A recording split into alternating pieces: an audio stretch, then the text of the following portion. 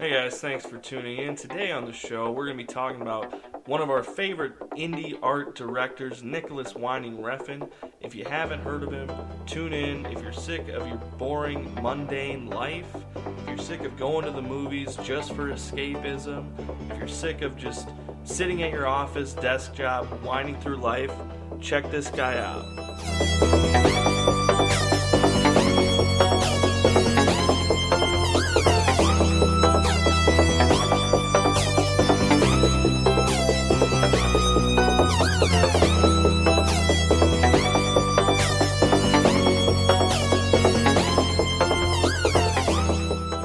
Thanks for tuning in today, guys, to the L Squared podcast. I'm your host, Luke Larson, and joining me today, as per the usual, is my lovely and loquacious co-host, Jordan Nices. What's up? How about that theme music? I like it. Woo! It's getting me hyped. I'm ready to go. Yeah, I am as well. As we teased at the beginning of the show here, we were talking about Nicolas Winding Refn, one of our personal favorite directors. He is. He's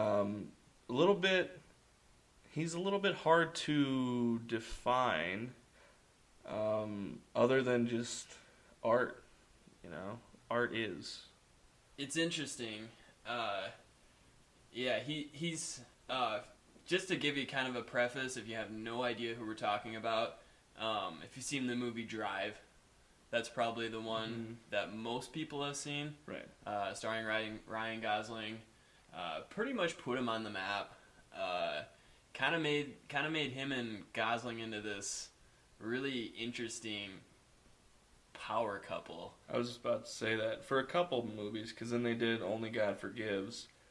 A little bit more of a mixed reaction to that. But we'll just say this at the top. If you're looking to get into Nicolas Winding Refn, I think Drive is probably the best jumping off point.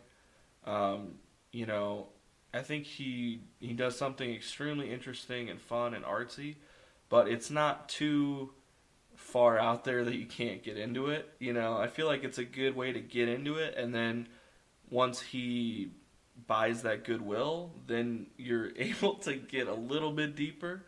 Because the next one, yeah, Only God Forgives. It's like the B-side, the deep cut. Mm-hmm.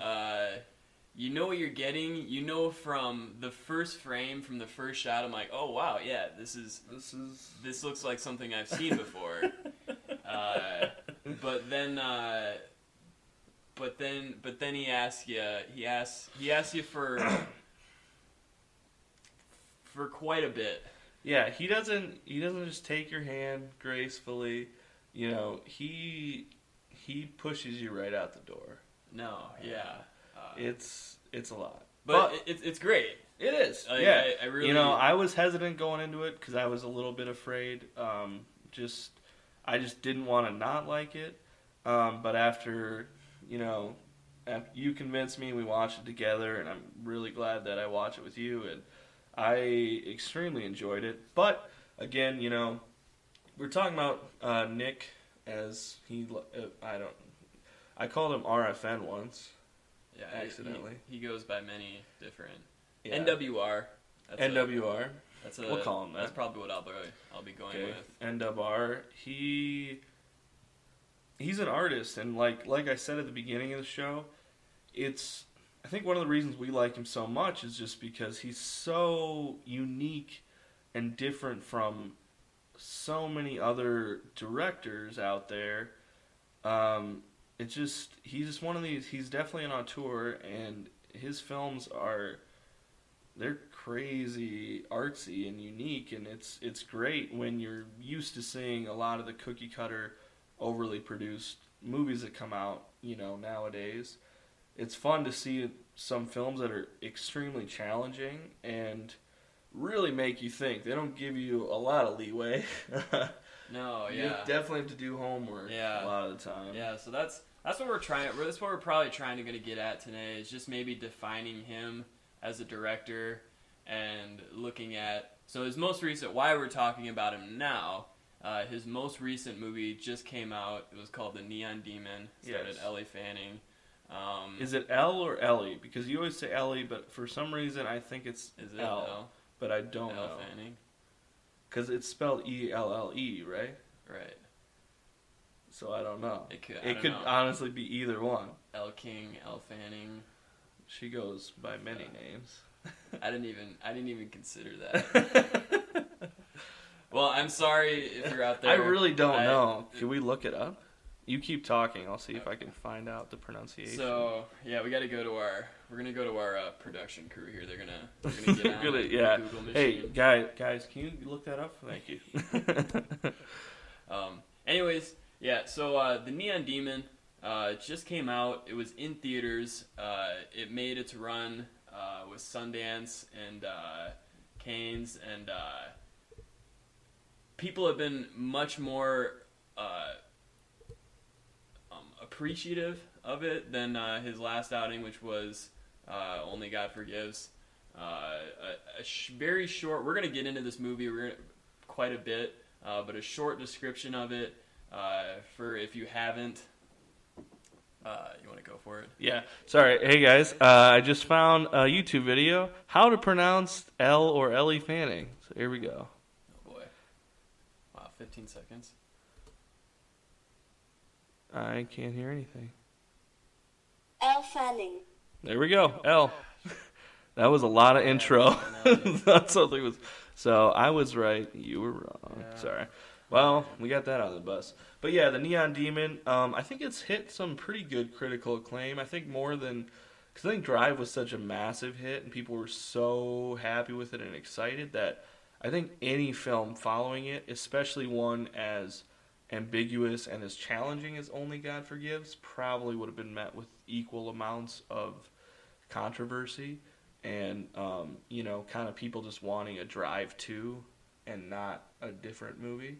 Right. So I think after that came out, they were probably just like, oh, here's another artsy one. And Neon Demon, I think if you're looking to, if you're gonna go see this movie, I think the genre for this one is like coming of age / horror movie. Coming of age / cannibalistic model movie. Right. Oh, that's another thing. Spoilers for this. We're not gonna necessarily say every plot point or give everything away, but there'll be spoilers here and there. And if there's some monster stuff going on, we're gonna talk about it. Right. And I feel like we've given it quite a bit of time. Yeah.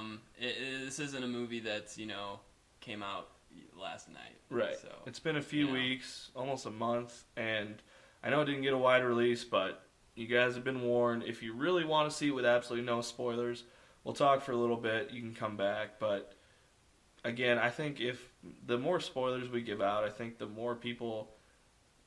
less people will be blindsided by stuff in there. Because there's definitely a point where that movie switches and you're either in or out. And that turn happens pretty quick. There are turning points. An aspect of the Neon Demon that I could have used more of was Keanu Reeves, which we talked about. He had a very small role. And we are huge Keanu Reeves fans. And I loved him in there, and he isn't, not a good actor. He's just surrounded by people giving amazing performances. Those models in there giving A+ performances that haven't acted before, and Keanu's just, being Keanu. Which is why we love him. Right, he's perfect. Yeah. Coming of age. To really dive into this movie, I thought it was. I kind of wanted to. One of the key points of this movie, and one of kind of the turning, what turns the plot is Elle Fanning's character Jessie. She has this something that every other person in the movie, typically, mainly the other two models in the movie that are featured, they desire. Basically, and I kind of wondered, like, what did you think that was? Me? Yeah. I think, I guess I perceived it as the it factor. What do you think that is? There's a certain... Was it one specific thing, or was it something different for each of them, or? I think that in Elle's case, she was the one. I think the it factor is just something indescribable that successful people have, that you see them or you meet them and you say, they have whatever that is. Whatever that is to be successful, they got it. I've definitely met people like that. This guy named Ty Wiley. I doubt you're listening to this, but when I went to Boys State with my good friend, we had different elections, and Boys State is basically like a mock government. It sounds really nerdy, and I'm ashamed to say I had a very good time actually doing all that stuff. But the big election was like for governor of our Boys State, quote unquote, whatever. And so the governor was the big one, and Ty won it, and yeah, he was the only choice. I mean, like, there were other people, but I met Ty a few times, and he just shook his hand. The guy, I probably shouldn't have said his full name, but he didn't strike me as being, he's a sports guy, didn't strike me as being overly smart, or overly deep thinker, but just he had that thing. He had the it factor, and when you shook his hand, you met him, it's like, he's got my vote. He's the guy. And he obviously won it. And I've actually, one time, me and my friend that went there, we saw him at this random basketball thing. And we were like, hey, Ty. And he's like, oh, hey, guys, you're from Boys State. And he sat down and talked to us. We met him twice. And it's just, I don't know what it is, but I'm just saying Ty Wiley has the it factor. So other people too, but that's just one that popped out to me that he didn't have. I mean, he was a fine, good-looking guy. Is he a model? He could have been a model. Yeah, that could have been it. But to me, I perceived it as, and then they kind of, Ralph Fiennes, was it? The not as popular Fiennes brother. Mm-hmm. He said, wasn't that him? The model-y guy? I think it was. It looked like him. He just said, he kind of described it as a purity, and, whereas, the other two were called the one... Because she was. Right. She was a virgin. Mm-hmm. Pure and, innocent, not like a bionic woman with plastic surgery. She doesn't have any rough marks, She was very young, too young to be modeling legally, which we found out at the beginning. But I don't know I seem to think you have an idea about this. It was interesting because I thought, because you're supposed to be sold on this, because the other models in the movie are actual models in real life. Right. That was their career, mm-hmm. before, vaguely getting into now film. This one, yeah. And it's an illusion, and it's something that you need to be sold on, and it works really well. And for some odd reason, I don't know why, obviously you're looking through the eye of the beholder, so you're meant to see her as the one, mm-hmm. but you're not entirely sure yourself. And I think I like that you bring up the purity part, because that's definitely something that sets her aside, and that has to have something to do with it. Yeah. But that's it. It's interesting because it totally works. It worked for me. I believed it because I was like, wow, she's absolutely she is better than them. She's absolutely the most stunning thing on the screen, and I don't know why. Two professional models, both 10s, and Elle is kicking their ass. She's way better looking than both of those. It's really an incredible thing that he pulled off, and I think that's the first. If that doesn't work, if that concept doesn't work in the movie, I don't know if this movie works. You gotta buy in, or else the movies, yeah. Right. And I will say, again, I can't stress this enough, really you should at least watch Drive before you get into this, because this is one, like Only God Forgives, where he doesn't give you a lot.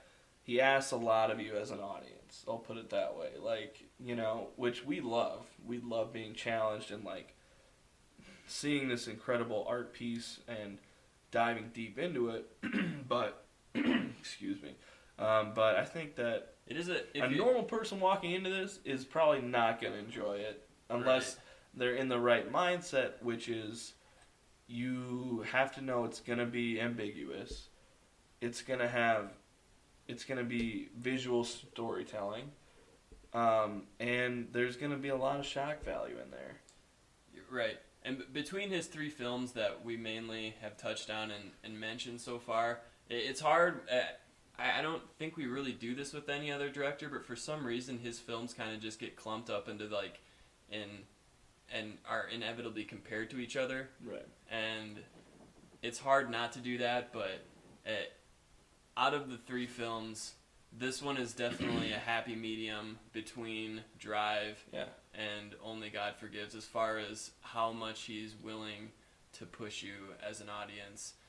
This one, it's very challenging, but it's not quite at the level of Only God Forgives. It's not as much of a head scratcher. Right, yeah. There's no Old Testament God running amok, serving up justice. And then in the streets of Bangkok, so and he needs a palate cleanser, right? Karaoke. Yeah. Unfortunately, that was my one complaint coming out of the Neon Demon. We did not get any karaoke. No karaoke. None at all. Yeah. None at all. No, you're right. I mean, that's a solid complaint. Have you seen his other movies, Valhalla Rising and Bronson? Yes, I have. Okay, I haven't seen Valhalla Rising, but when I saw Bronson, and this was after I was a fan of his, and I didn't know he directed it, and I watched it because I'm a Tom Hardy fan, and it was actually probably about a year ago, almost exactly a year ago. When I watched it, I was like in my room, and you know I couldn't really sleep, and I put it on, and that movie had an effect. I mean, I couldn't sleep after It's something. that. It's such an experience, and like all of his movies are, but that one, like, especially was just like put me in this headspace, and I was not ready for it. You know, like, you know, and you need to be ready when you go into these movies.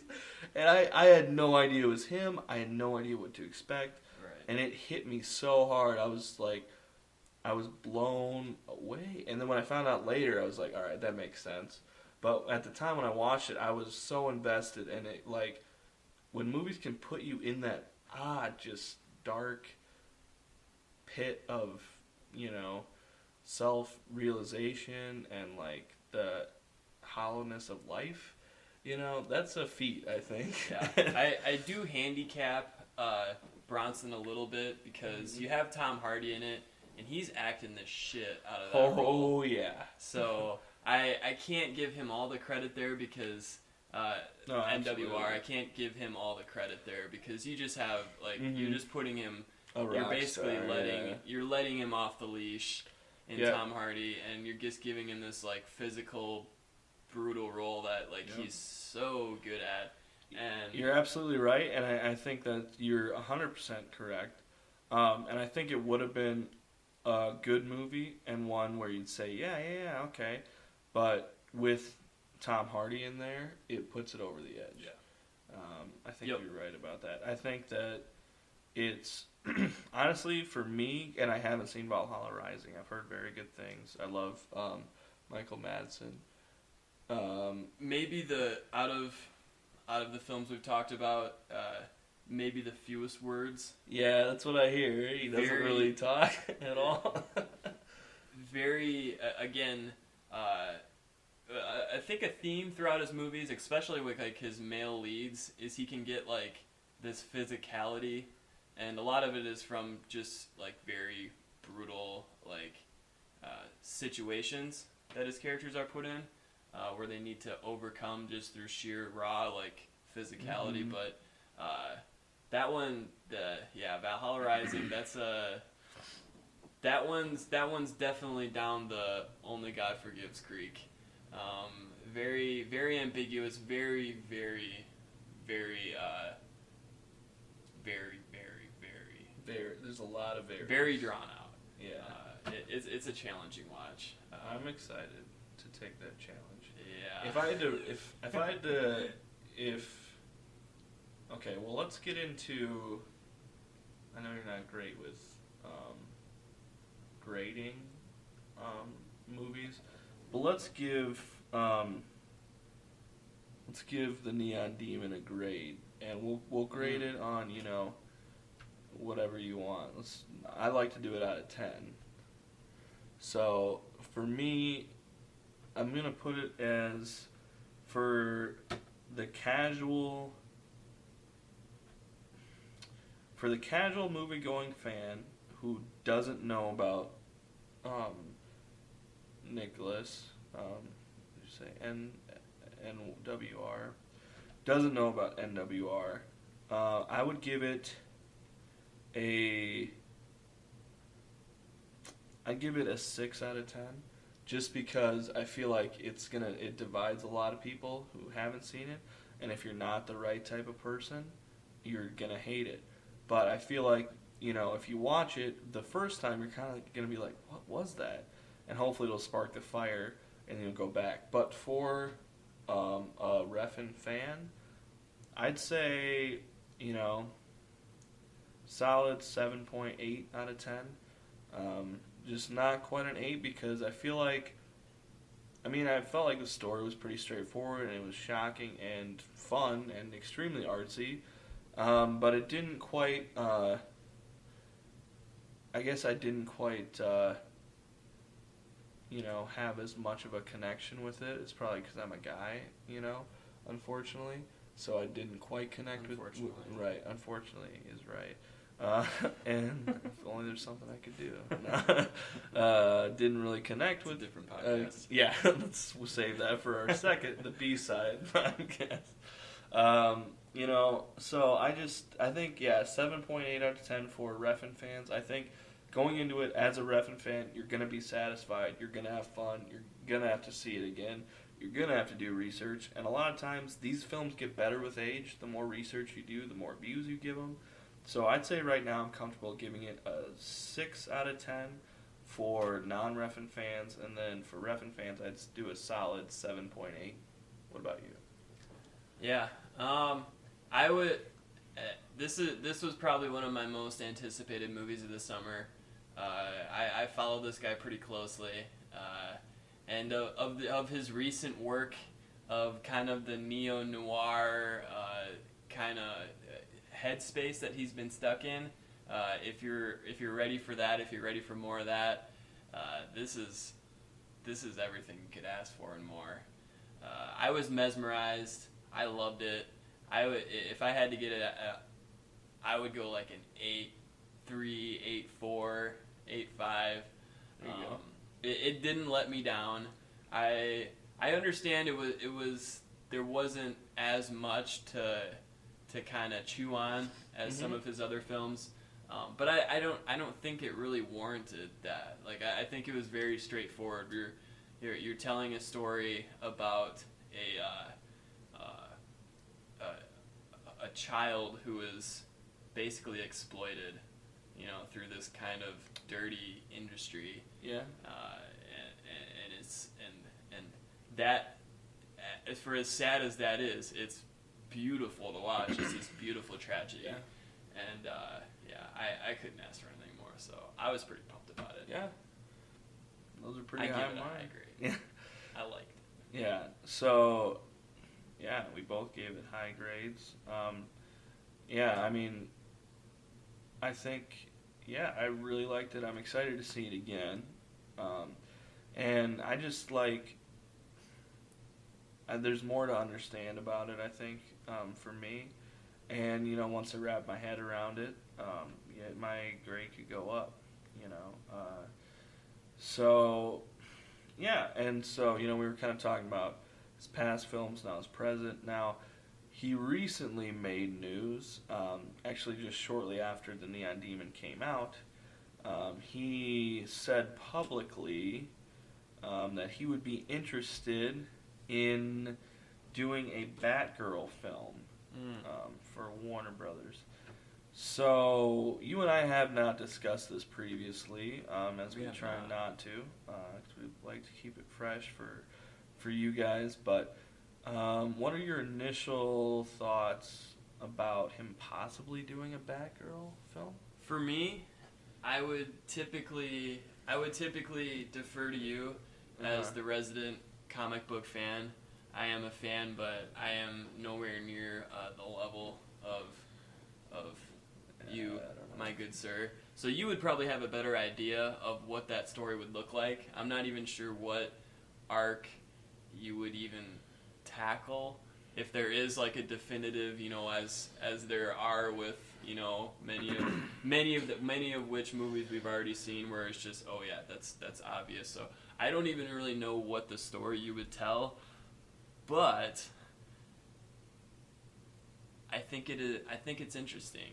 I think it's really interesting. I didn't think, out of all the IP, and we were thinking about this when we were talking about what we wanted to talk about next, what would be interesting for this guy to do, and definitely Batgirl is not something that I would have That thought. wasn't your first pick. If I was trying to get into his headspace and think maybe like he would, I wouldn't think he would be interested in doing something like this. This isn't a guy that does like a one for me, one for you with the studio execs. So that really came as a surprise to me. But I mean, I wouldn't be opposed to it. Right. Like I'm sure it's interesting.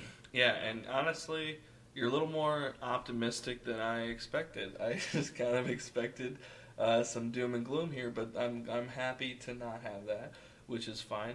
To me, yeah, right away you're kind of like, well, that's odd because that just seems like a clash of, you'd hate to have a clash of like this guy who does lower budget, super interesting artsy movies and tells a story he wants to tell because he doesn't spend as much money, going into an environment where a lot's on the line, where it's a lot more money, a lot more hands, a lot more cooks in the kitchen, as they say. But the thing that makes me optimistic as well as you is he said he wants to do it. They didn't come to him. He said, I want to do this. And you said I'm not claiming to be a big comic guy. I enjoy them. I do know stuff. I do research and I really enjoy them. But I don't consider myself an expert, but I dabble quite a bit in it. And I think the main Batgirl storyline, at least one that is of note, she's Barbara Gordon. I don't know if you knew that. Jim Gordon's daughter. Okay. And so she kind of, secretly goes behind his back to help Batman, blah, blah, blah, blah, blah. Kind of the most definitive storyline recently. Or really ever. Well, she kind of, she had a thing with Nightwing, who's Dick Grayson, the original Robin. He grew up to be his own superhero, Nightwing, and Nightwing's one of my favorites. And they had a fling for a while. I think they might have got married at some point. But her definitive storyline is in The Killing Joke, probably the best, Joker storyline in the Batman comics. And that animated movie's actually coming out here soon with Mark Hamill and Kevin Conroy coming back to voice it, which is incredibly exciting. But in that one, the Joker shoots Barbara Gordon in the spine and paralyzes her. And then she's in a wheelchair for the rest of her life. So that's kind of the most definitive one. I'm sure there's other ones, but that's kind of the most mainstream, is like, she helps out, she's a girl, and she has a fling with Nightwing, and then, the Joker paralyzed her. So, would you play into it where Barbara Gordon is already paralyzed, and it's a new Batgirl coming in, and then it's the old Batgirl trying to train her? Or else, if you wanted to flip... Did we find out what happened to her parents? Do we find out what happened to Batman's parents in this? They died. Would that be? They're dead. They died. A spoiler. Spoiler alert. Spoiler alert, he died. Sorry, that was loud. No, I don't. See, that's what I would be interested Yeah, in. what happened to her family? What happened to her parents? Or you could kind of flip it on its head. This might be sacrilegious, but you have to change it anyway. In the Dark Knight Returns comic, the most famous Batman comic, probably one of the best, if not the best, graphic novel next to probably Watchmen of all time. Older Batman has to come out of retirement, like old, and his Robin in that is a girl.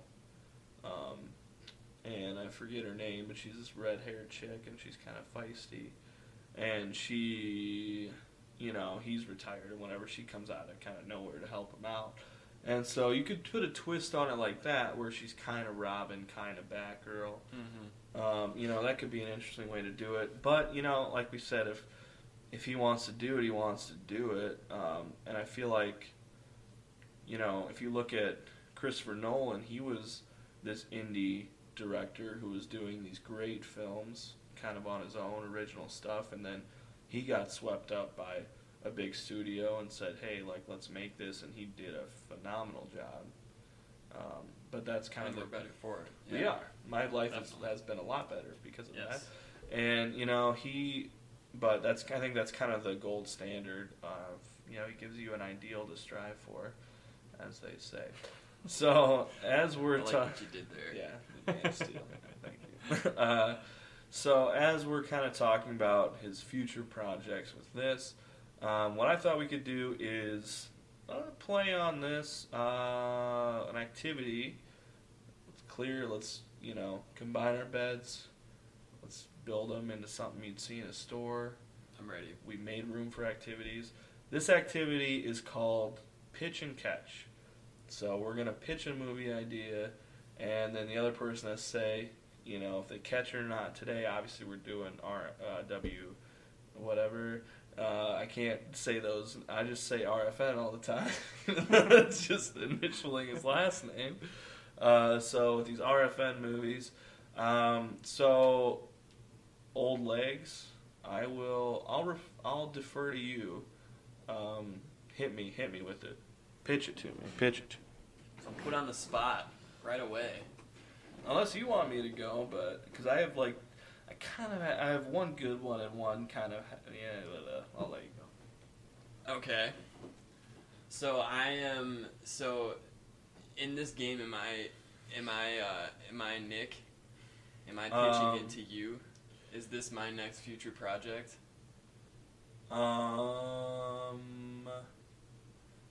Are you studio I exec? probably should have thought. Hey, I'm trying wasn't expecting questions. Yeah. Not a question game. That's actually the movie. That's it. We did it. Yeah. Okay. I know what you're saying here. So Okay. I think here. So hear basically, hear me out on this. Here's my first one. Okay. So while we were on the topic of IP, interesting IP for him to pick up. Let's think about like the headspace that he sits in, which is clearly right now noir, neon, lights, very 80s, 1985. Right. Some could argue 83. 80. But go ahead. Sorry. What about? What if he just leans into this? What if he doesn't care about it, telling a story, and he just embraces his directorial presence, and he just goes straight Miami Vice? Ooh. If he just goes down to Miami and he films something, maybe we've already seen the the Criminal, the maybe In Between. What about the law enforcement? What about just give us a straightforward? Okay, can I ask a quick question here? Yes. Is this a straight up Miami Vice movie, or is it in that vein? I would go for either. I would love either. Okay. I'm picturing hot Miami night, the palm trees, white the neons, suits. the white suits, and I can't think of anything that he would do better. This might be too obvious. Like some Vice City shit. Yes, exactly. Just do Vice City the movie. It would be great. Wow. That would be something that I would be interested in. But I don't know if he would be interested because it just seems so obvious. I just think it would be so good for him. Like you couldn't mess it up. Yeah. Like I really don't even care what it would be about. You know, you just want neon. You could just have a mountain of cocaine, cops, bad guys, and just put it in front of me. What do you think? I'm liking what I'm hearing so far. That's my Jeff Goldblum impression. Okay. Yes. Yes. Oh, okay. Yes. Sorry, I'll quit with that. I don't know why I did that. I am actually. You're really exciting me here. If I could, so let's talk casting. So who would be your ideal cast in this film? I think the obvious choice, and again, this might be too obvious, would just be another Gosling reunion. Okay. I think if I'm selling it to you as a studio exec, I'm saying, I've distanced myself from Only God Forgives. I'm coming back to Gosling in a car, driving at night. I don't know if it's too similar. I don't know if that's just like tread on ground that maybe this isn't maybe I don't want to play into people's idea of giving people a sequel to Drive, but would it be so good? That would be my first pick, and you could go any number of, who knows? I think the way he's able to shoot a scene, it's really hard for absolutely to kind of he gives you so much to work with on the screen as an actor that just kind of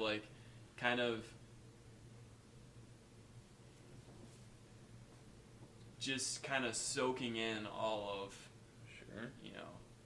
that atmosphere is almost enough. This is sounding like a win to me. This is making me think of a little bit. It's not just because I'm a big Nick Cage fan, but I don't know if you've seen Bad Lieutenant, Port of New Orleans.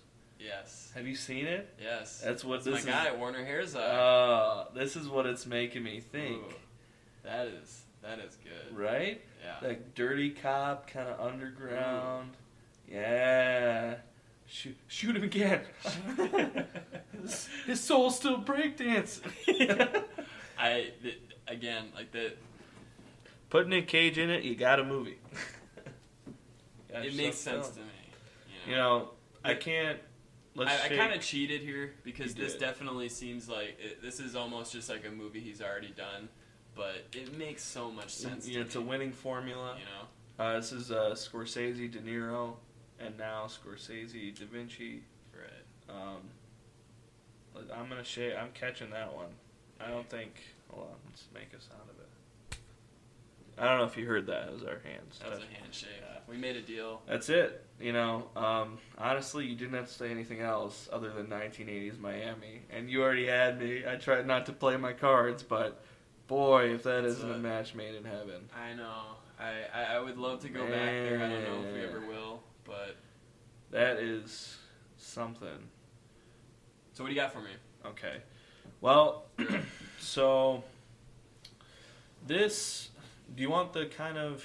Because I kind of have two ideas. I don't know if you have another one or not.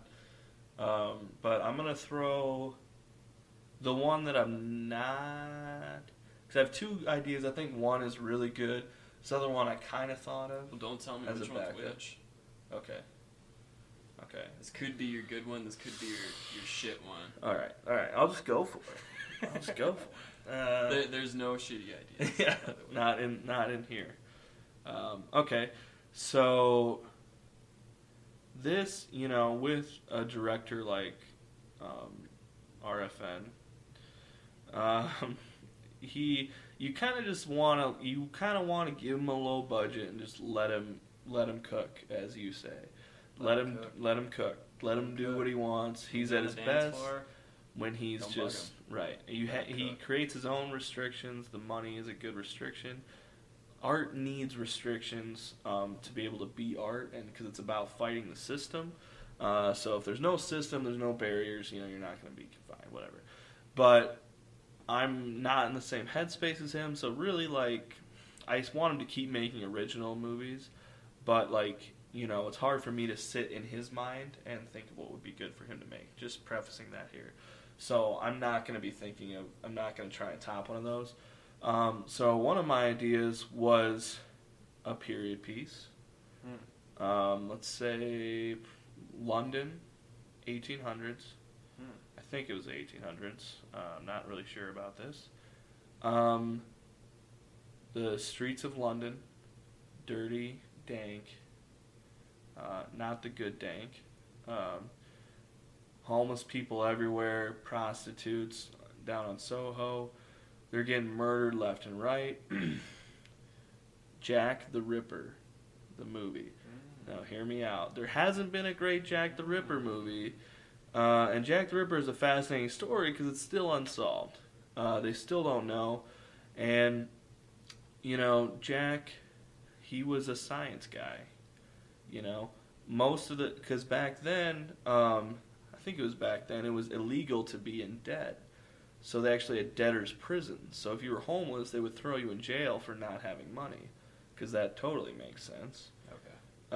And I'm pretty sure, at least. But anyway, what Jack did was he would kill these people, and these homeless people, these prostitutes, no good, and supposedly sell their bodies, the cadavers, to these scientists so that they could dissect them and whatever, say they died of natural causes or whatever.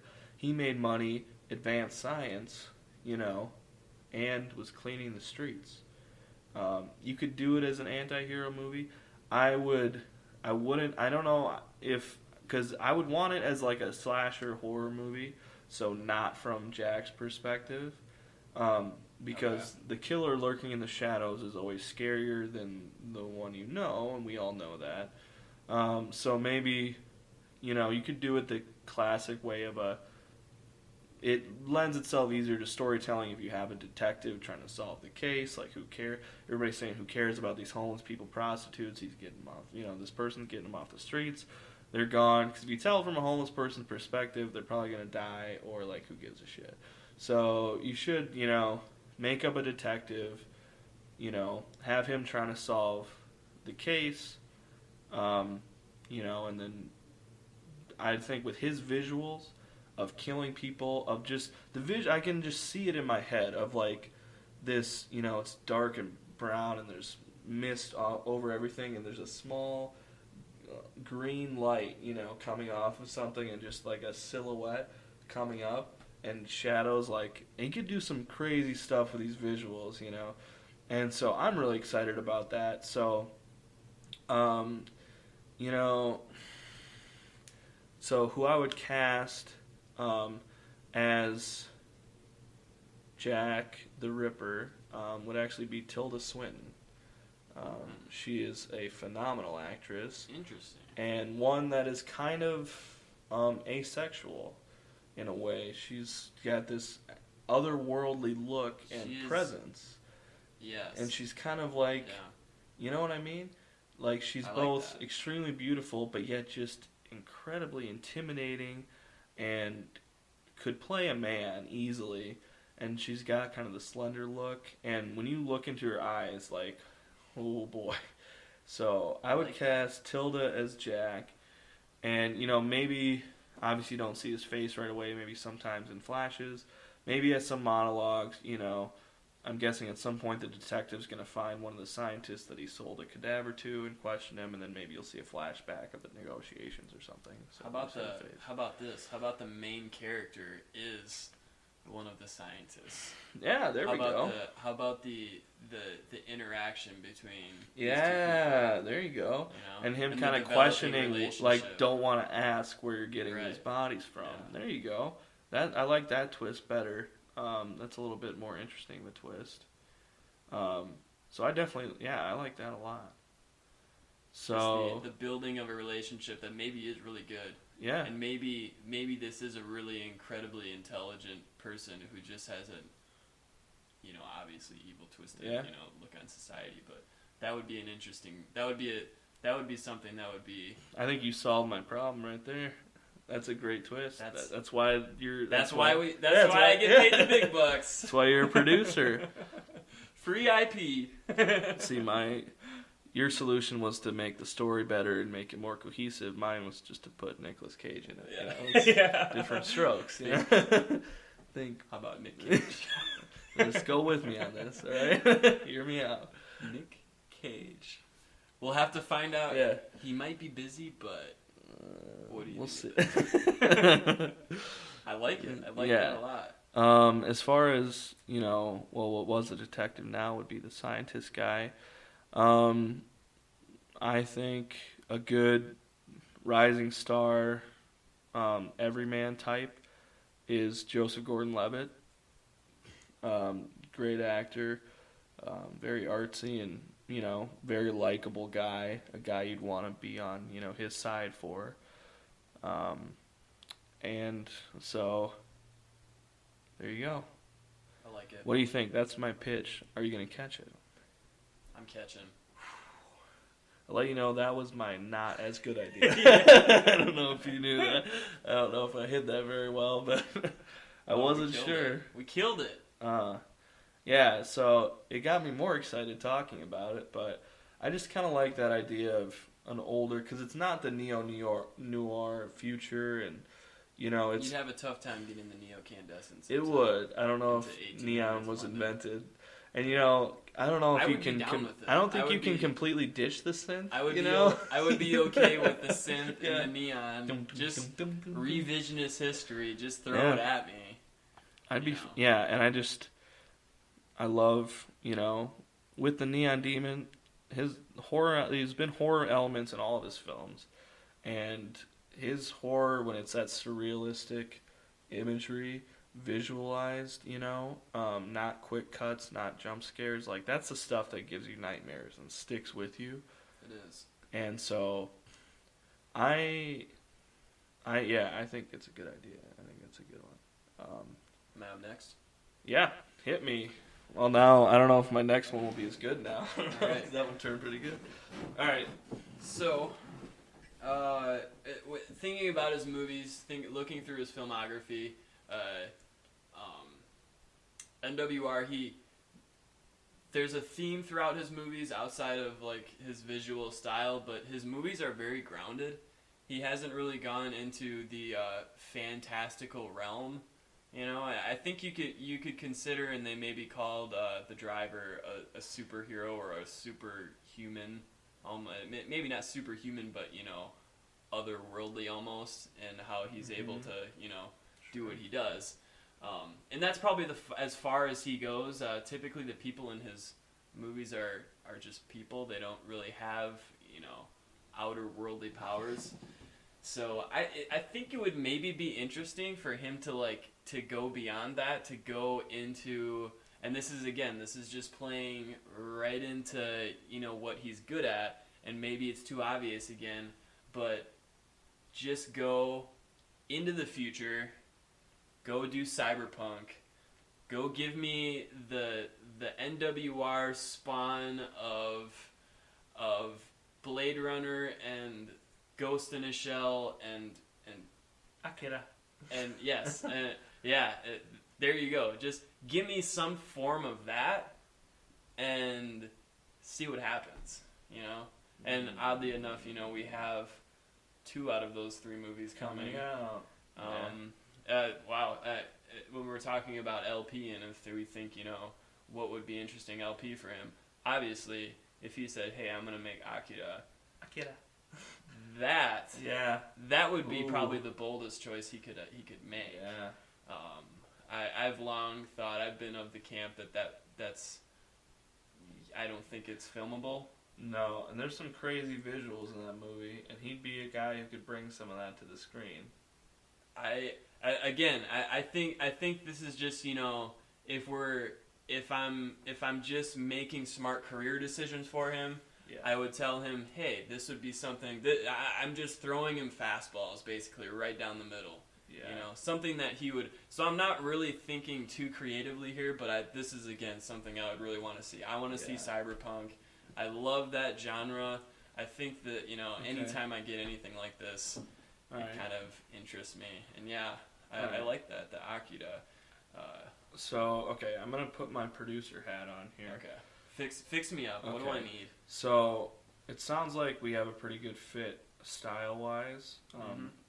I just basically gave you a genre, by the way. I gave you no plot. Right. Or anything. That's what I was going to try and help you with. Yeah. So, well, we're putting, I don't even know if it's a genre, but we're putting a setting together, and definitely a theme. So, he is kind of a mix. He does a lot of mixed genres. So would this be another neo-noir film, or would it be... Because you could go a lot of different directions here. Right. I mean, yeah, if you're just talking like just strictly like Blade Runner, and Blade Runner is neo-noir in, basically, and also cyberpunk at the same time, which is, it's basically its own genre, Blade Runner, and everything come after is just, A rip-off. Yeah. But so basically sci-fi then is the genre. A sci-fi movie. There we go. Nicolas Cage. Sold. Catch. You should have started with that one. I think that that's another direction I just really wanted to see him go in. I could definitely see that. What were your thoughts? What were you going with that? I think I interrupted you there. Yeah, you did. And it's not okay. I don't know if I'm gonna have you back, but let's just try and get through this, and we'll talk about your future here later. I like the idea. I can see it in my head, but again, I'm kind of afraid of becoming what you said of Blade Runner ripoff, or something else. But if we did, what if? Here's something that I just thought of. What if I don't know. I was gonna say some sort of, I'm thinking Maltese Falcon, but in a future sci-fi film. Kind of a MacGuffin and a mystery. I love my MacGuffins. Right, and that's not just like a basic horror thing, and then that's like the film noir is the Maltese Falcon, and then you put it as a Neo in the future. You could throw Rygos in there easy. You got yourself a movie. I like it. And you could call it, the Neon Falcon. Yeah. That's so terrible. Hey, we're just here to put asses in seats. We don't name asses in seats. That's what we want. We're printing paper over here. I thought of that on the spot, so I pulled that one on my ass. Yeah, but I kind of like that idea. No, yeah, and that's kind of the thing too. And you're kind of dreaming up ideas for this guy is that you don't really have to like. I don't think he's here to tell a story necessarily. Yeah. And for the most part, a lot of his movies are very, he's one of those directors that the ending of the movie hasn't been decided until they shoot it kind of guy. Which definitely. So the idea that we're just putting him in time periods, and things that we think would be interesting isn't that crazy. I don't think. Yeah, he's gonna do him. Whenever you turn the cameras on, he's just gonna do whatever he wants every take. He's just gonna do whatever he wants. Sorry, it says someone call the police. That's a Tim and Eric joke, guys. Sorry. So I think if we put the Maltese Falcon spin on it, I think I'm in. I think that's a catch. I like it. Boom. Another one. We're going all in. Another one.